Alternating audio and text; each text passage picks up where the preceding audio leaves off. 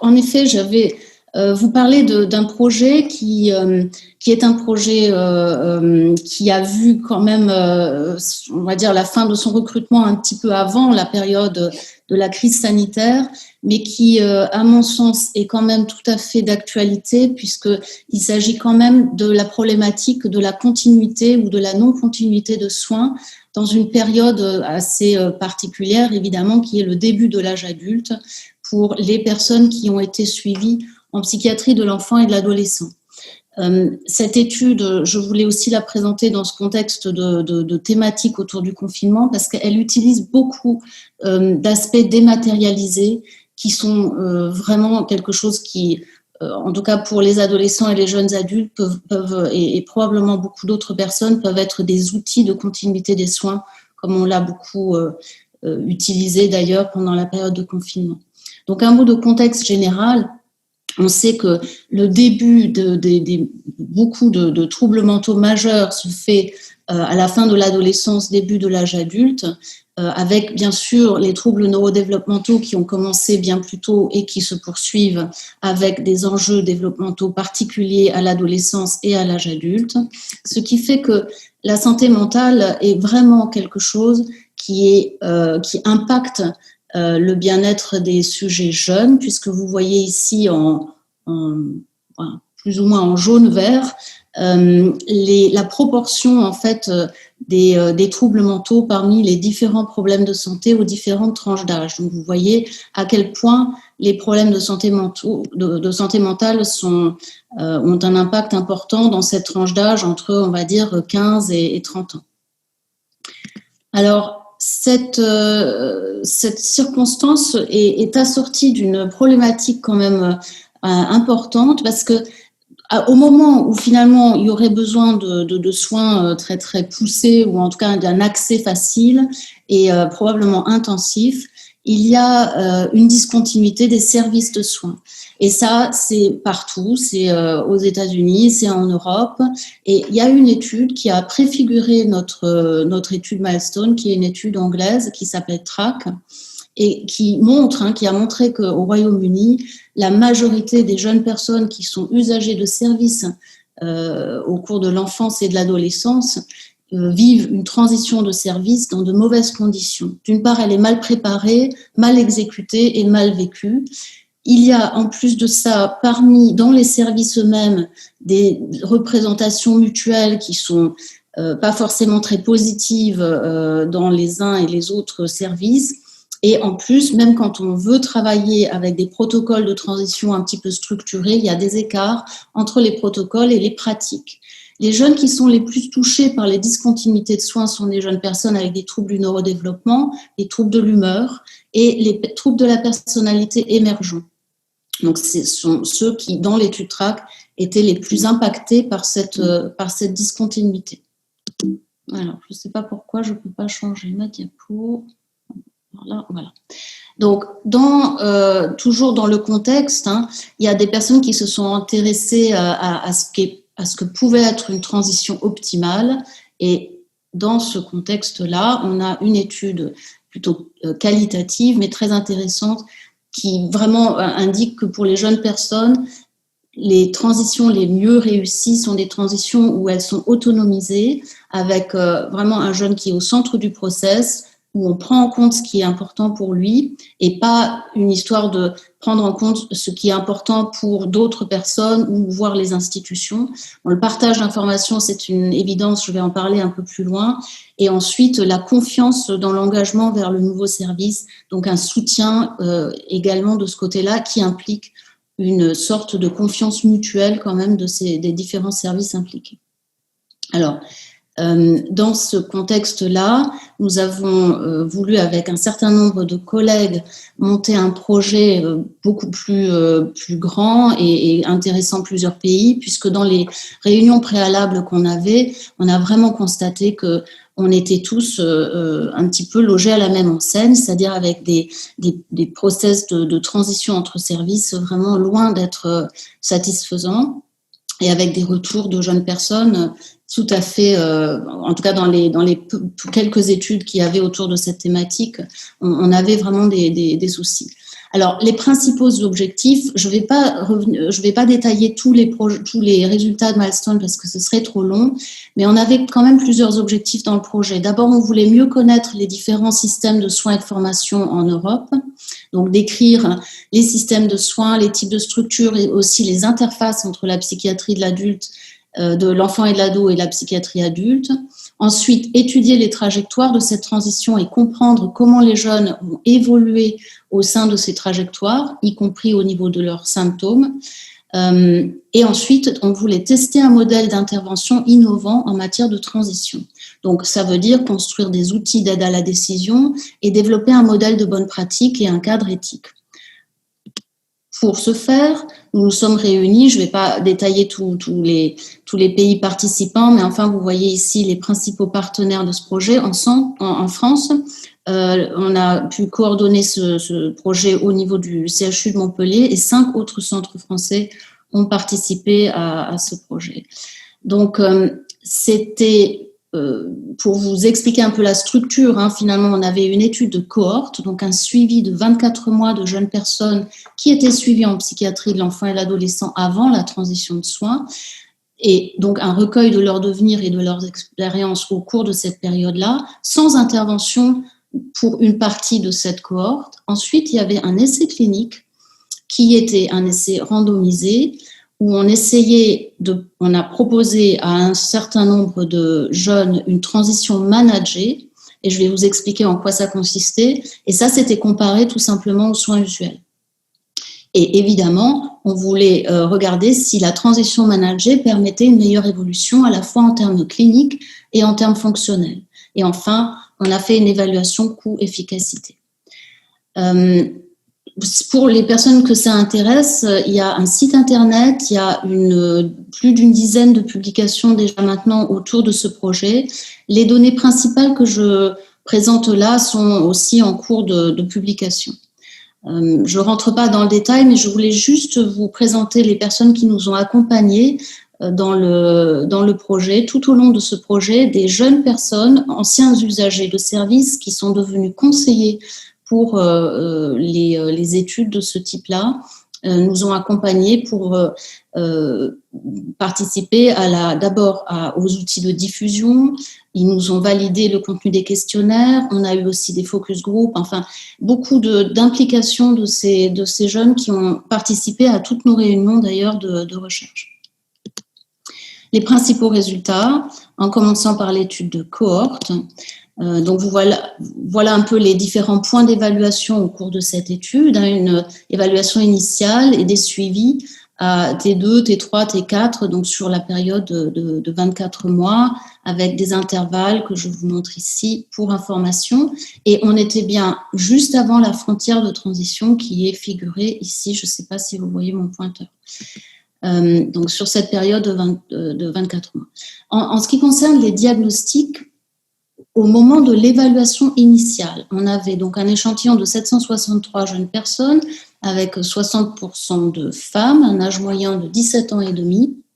Et vous voyez que les premiers diagnostics étaient les troubles dépressifs, les troubles anxieux, le TDAH ensuite en 3e position, ensuite les troubles du spectre de l'autisme, les troubles alimentaires, les troubles traumatiques pour 6,7%, les troubles de la personnalité, le TOC, les troubles schizophréniques, le trouble des conduites et d'autres troubles comme les troubles du sommeil et je pense le trouble bipolaire. Alors sans que ce soit très étonnant, évidemment les diagnostics de troubles schizophréniques et de troubles bipolaires à cet âge-là ne sont pas encore nécessairement stabilisés, ce qui veut dire qu'il y a certainement une proportion relativement importante de jeunes qui vont développer des troubles majeurs de l'âge adulte qui se trouvent par là, c'est-à-dire qui commencent avec des symptomatologies plutôt dépressives, voire des choses qu'on va prendre pour des troubles anxieux et qui vont évoluer ensuite un peu différemment. Mais ça, c'est pas nécessairement stabilisé et donc vous voyez, c'est pour ça qu'il y a probablement cette proportion encore assez faible de troubles majeurs. Alors, pour regarder encore un petit peu en termes de stabilisation de leur état au moment de la transition entre les services, il y a quand même une proportion importante de participants qui ont un état relativement stabilisé au niveau de leurs symptômes. Ça ne veut pas dire que leur fonctionnement est complètement optimal, parce qu'ils sont encore dans les services de psychiatrie de l'enfant et de l'adolescent. Il y a ensuite une proportion, là en gris, 14,5% qui ont des symptômes subcliniques et 29,4% qui avaient des symptômes tout à fait cliniques et actifs et relativement invalidants. Il faut savoir évidemment que les jeunes personnes avec les troubles les plus graves, n'ont pas nécessairement pu participer à ce type d'études qui demandaient quand même un engagement sur une période de 24 mois, ce qui explique aussi cette répartition-là. Après, sur l'autre camembert, vous avez la durée du suivi antérieur, c'est juste un titre d'information. Il y avait une proportion, d'un quart qui était suivi de moins d'un an, et puis d'autres avec des troubles plus chroniques, plus développementaux, qui avaient des durées de suivi bien plus longues. Alors, je crois que j'ai passé une diapo. Ce qui nous a intéressé, c'est, dans l'étude de cohorte, c'est de savoir quelles étaient les données qui vont influencer la proposition d'un clinicien en termes de besoin de transition. C'est à partir de quel moment le clinicien va dire, pour ce jeune-là, on va recommander ou on va essayer de l'accompagner vers des services de psychiatrie d'adultes, donc vers une continuité de soins assez active. Donc, pour les praticiens, il y avait quand même 70% de la cohorte qui, pour eux, avaient besoin d'une continuité des soins, mais pas nécessairement en psychiatrie d'adulte. Alors, psychiatrie d'adulte, quand j'utilise ce terme-là, c'est ça ne comprend pas, par exemple, d'autres services comme les services sociaux ou les services médico-sociaux. Donc, psychiatrie adulte, ça pouvait être soit du libéral, soit de la psychiatrie adulte publique. Et donc, parmi ceux-là, 40% avaient besoin d'une transition vraiment vers des services spécialisés de psychiatrie d'adultes. Les jeunes personnes concernées par ces recommandations, sans surprise, avaient des symptômes plus sévères, mais avaient aussi des parents qui jugeaient la continuité des soins nécessaires. Alors, l'utilisation des services pendant l'étude, ça c'est aussi intéressant parce qu'on sait bien, quand on est pédopsychiatre, on sait que c'est parfois très compliqué justement d'accompagner les jeunes dans la transition, et on sait qu'il y a des perdus de vue de jeunes personnes qui auraient besoin de continuité de service. Donc vous voyez ici en vert clair la proportion de personnes qui consultent en psychiatrie de l'enfant et de l'adolescent qui va diminuer au fur et à mesure du temps. Vous avez en bleu foncé des personnes qui ne reçoivent pas de service, et en bleu clair des personnes qui sont accueillies en psychiatrie d'adultes. Donc vous voyez que par rapport aux recommandations initiales des praticiens, on n'y est pas tout à fait. Alors je vais détailler un tout petit peu ça, qui est toujours déjà suivi à 9 mois, dans la première tranche d'analyse, si vous voulez. Les jeunes personnes avec les troubles les plus sévères selon le clinicien, ceux qui sont d'accord avec la poursuite des soins, et ceux qui ont les troubles émotionnels ont la plus grande discontinuité des soins à ce niveau-là, au niveau de 5 mois. Alors, ce n'est pas tout à fait étonnant parce que ce sont des troubles épisodiques, mais seulement 55% des jeunes personnes dont le clinicien va estimer qu'ils ont besoin de poursuivre les soins en reçoivent encore à 9 mois. Donc, vous voyez que il y a vraiment de la marge d'amélioration. Donc ici, c'est la transition à une période plus lointaine. On est à 24 mois ici. Et on voit qu'il y a encore 9,5% des jeunes personnes qui restent en psychiatrie de l'enfant et de l'adolescent alors qu'ils ont passé l'âge de la transition de service, qui pouvait être variable en fonction des pays et des structures. 21,3% sont en psychiatrie d'adultes et la discontinuité des services concerne 40,8%. On a essayé de savoir ce que devenaient leurs symptômes, et pour ça on a utilisé un outil qui s'appelle l'ONOSCA, que je ne vais pas détailler, mais c'est une sévérité globale des symptômes qui est évaluée par cet instrument-là, et on évalue aussi une forme de besoin de soins. Donc vous voyez peut-être pas très très bien, mais je vais essayer de vous expliquer ce graphique-là. Donc, ce sont l'évolution des scores cliniques en fonction du temps sur la période de suivi, en sachant que les deux premières lignes là, en rose et vert, ce sont ceux qui font soit une transition vers les services de psychiatrie d'adultes, soit ceux qui restent en psychiatrie de l'enfant et de l'adolescent. Donc, on voit qu'ils ont des trajectoires relativement similaires au niveau des symptômes. Ils s'améliorent dans le temps et ils sont d'emblée dans une situation relativement de symptômes plus intenses au départ. Ensuite, il y a ceux qui arrêtent les soins après l'âge de transition. Ce sont ceux en bleu. Donc, heureusement, ce sont bien les moins graves. Il y a ensuite une proportion qui arrête les soins avant l'âge de transition. Et ça, ce sont les bleus, donc ce sont aussi des gens qui s'améliorent assez nettement.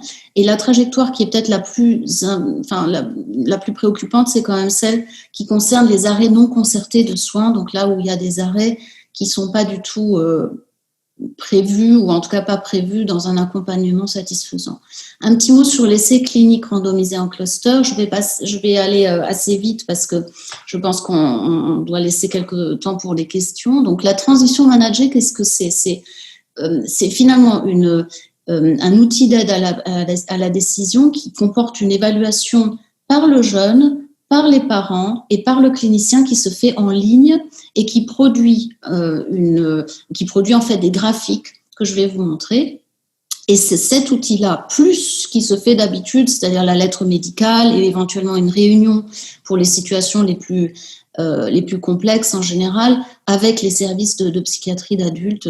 Donc, la transition managée consistait à remplir l'outil et à le communiquer à la famille, aux jeunes personnes et aux services qui étaient visés dans la continuité de soins. Donc, c'est des outils qu'on a développés dans ce projet. Le TRAM, qui est un questionnaire d'évaluation fonctionnelle et d'aide à la décision par rapport à la continuité des soins, et le TROM, qui est finalement un questionnaire qui s'adresse à la phase d'après, c'est-à-dire post-transition. On peut appeler ça le passeport de transition.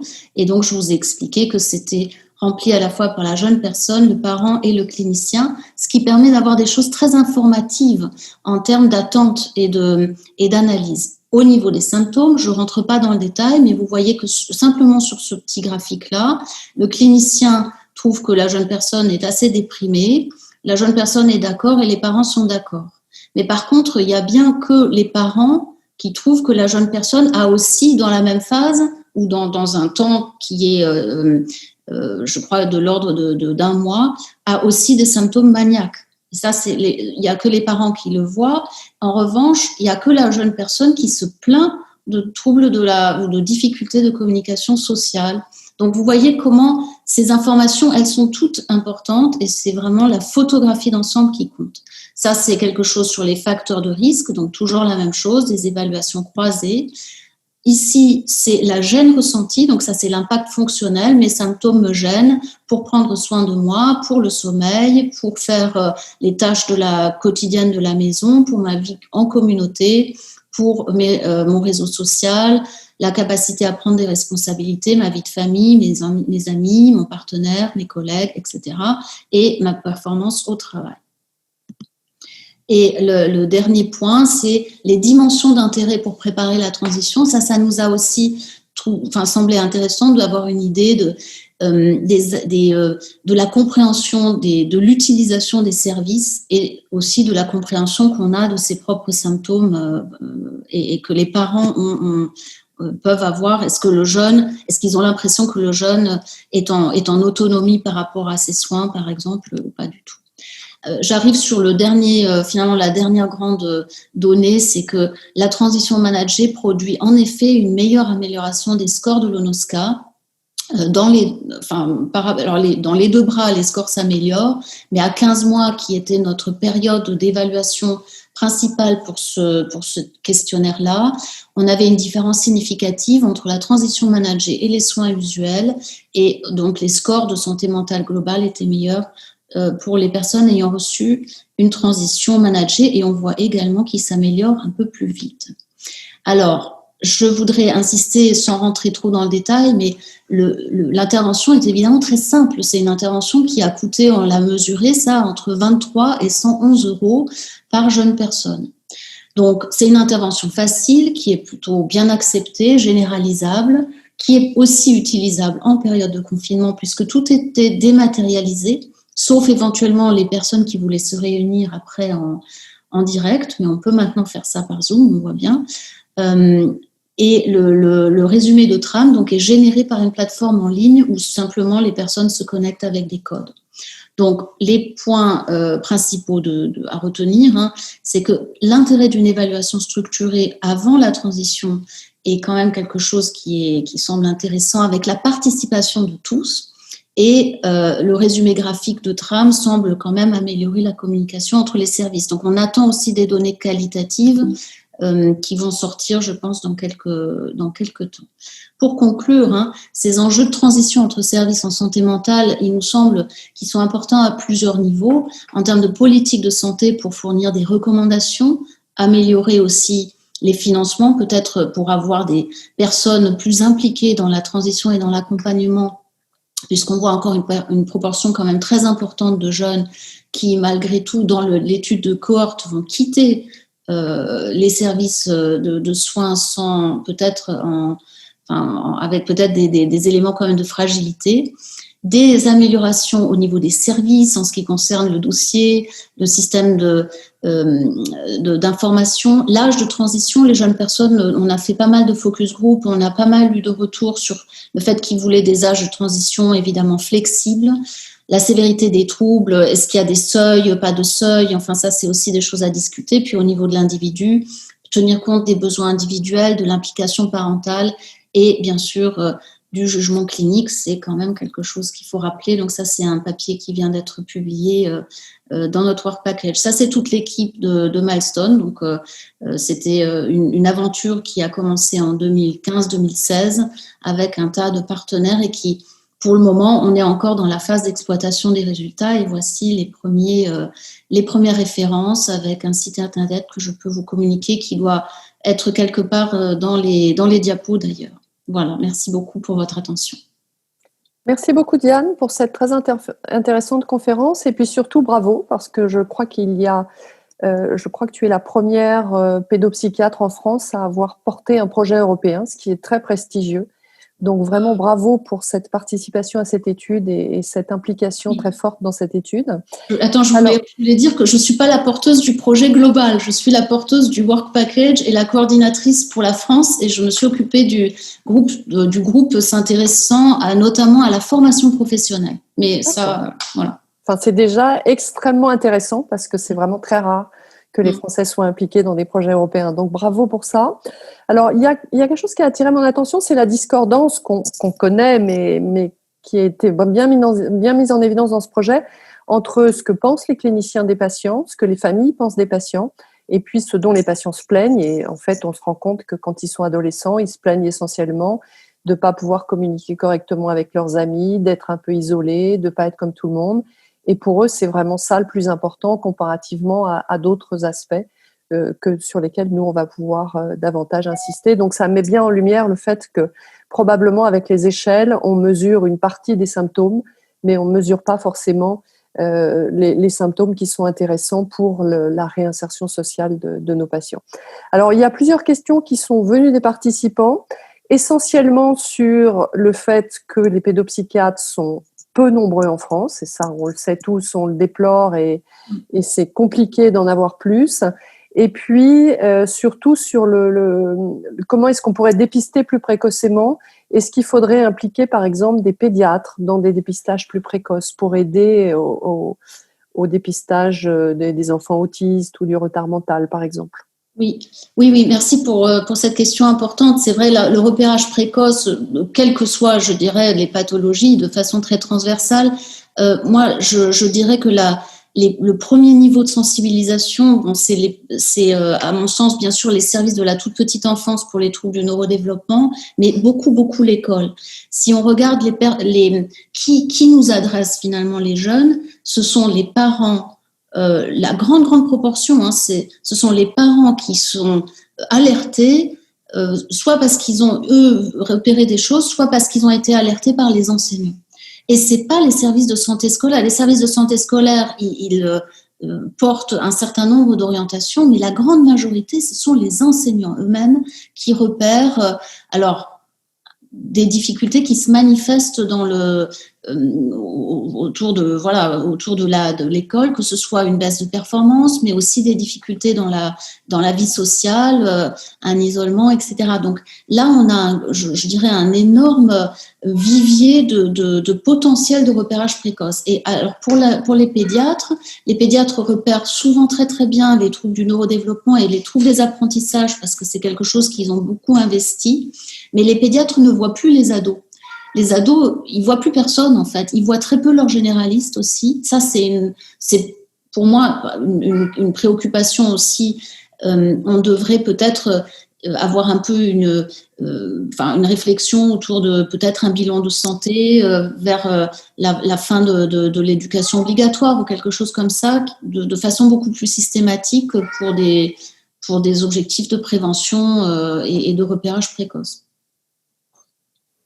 D'accord. Alors, il y a aussi quelques remarques sur comment est-ce qu'on peut davantage s'appuyer sur les centres médicaux psychopédagogiques.